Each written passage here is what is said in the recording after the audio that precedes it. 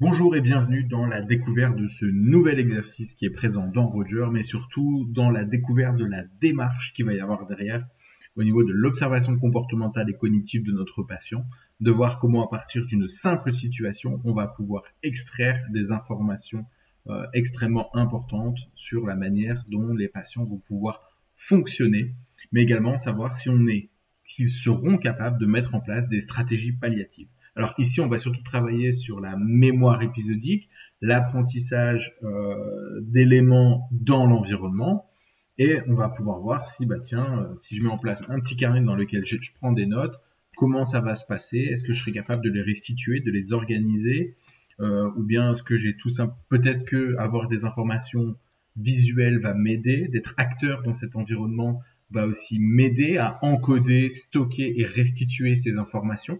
Et on va pouvoir également travailler sur les temps de présentation, les temps de latence entre le moment où je réceptionne l'information et le moment où je dois la restituer, à savoir ici le stockage. Est-ce que je peux résister dans le temps? Est-ce que je peux résister aux interférences si je travaille ici sur plusieurs pièces?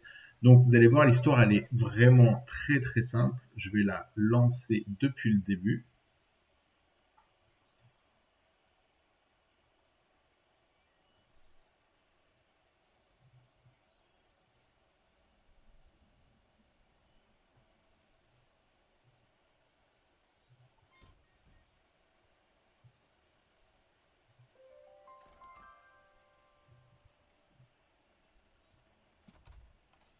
Voilà, donc on a créé une petite histoire. Bonjour, je suis Grégoire, c'est moi qui vais vous faire visiter la maison.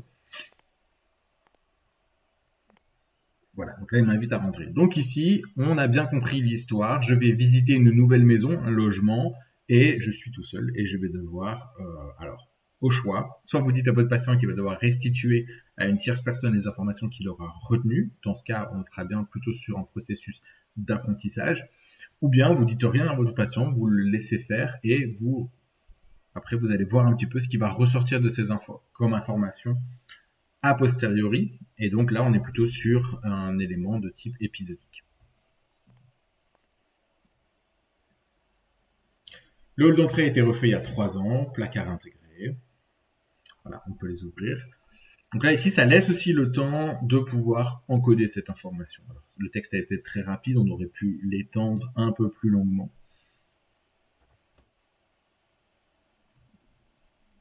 Beaucoup de rangements lumineux, une alarme qui existe, qui est présente, code à 4 chiffres, mais on pourra le changer. Installer des nouveaux chauffages il y a 1 an, on a profité pour moderniser l'entrée. Voilà. Alors, là maintenant, on a le temps de pouvoir apprendre un petit peu déjà le hall d'entrée. Donc là, c'est simplement la première chose à retenir. Et là, en tant que thérapeute, on va pouvoir se dire, est-ce qu'on restitue les informations tout de suite? On en rajoute d'autres et on vient les donner en fonction des niveaux des patients. Et donc ça va être assez intéressant de voir un peu comment votre patient va se débrouiller. Comment il va observer l'environnement. Ok. Voilà, je prends des informations visuelles. Donc, si par exemple ici j'avais un patient émis négligent, bah, peut-être que toute cette partie-là n'aurait pas été encodée par le patient. Et donc ici ça lui laisse le temps de pouvoir s'observer. Ok, je retiens. Moi j'ai retenu le chauffage a été fait l'an dernier. Il y a une installation d'alarme code à 4 chiffres qui peut être changée. L'entièreté a été refait il y a 3 ans, placard intégré, lumineux, etc. Voilà, ça je le restitue de suite, soit je le restitue plus tard, et je vais donc pouvoir ici travailler sur différentes choses avec mon patient à partir d'un seul et même exercice. Alors bien évidemment, vous pouvez changer les informations, pour peut-être avoir toujours les mêmes, parce que il y aura un autre processus d'apprentissage qui se mettra en route. Voilà, et donc là on va passer à la suite, dès que vous êtes prêts. Donc là, encore une fois, soit je fais pièce par pièce, soit je fais toutes les pièces et après je restitue. Et donc, on va pouvoir varier différentes choses.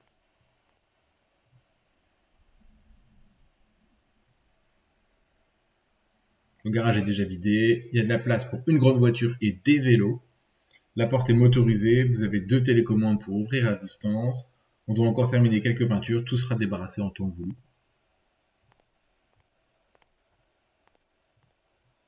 Donc là, ça pourrait très bien être différentes informations qui vont être transmises. Donc là, on va être sur des informations plus précises. Alors, on a les détecteurs de fumée, il y en a 5 dans la maison, ils sont en train de mettre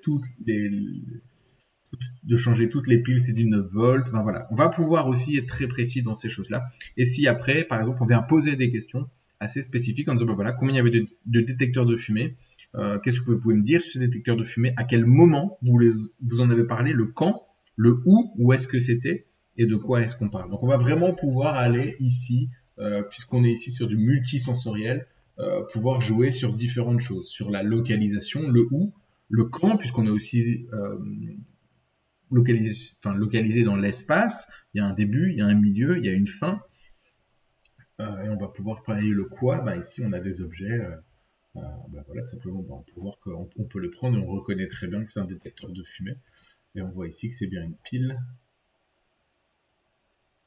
exprès pour les détecteurs de fumée. Et ensuite, bah, on va pouvoir continuer les pièces et ainsi de suite.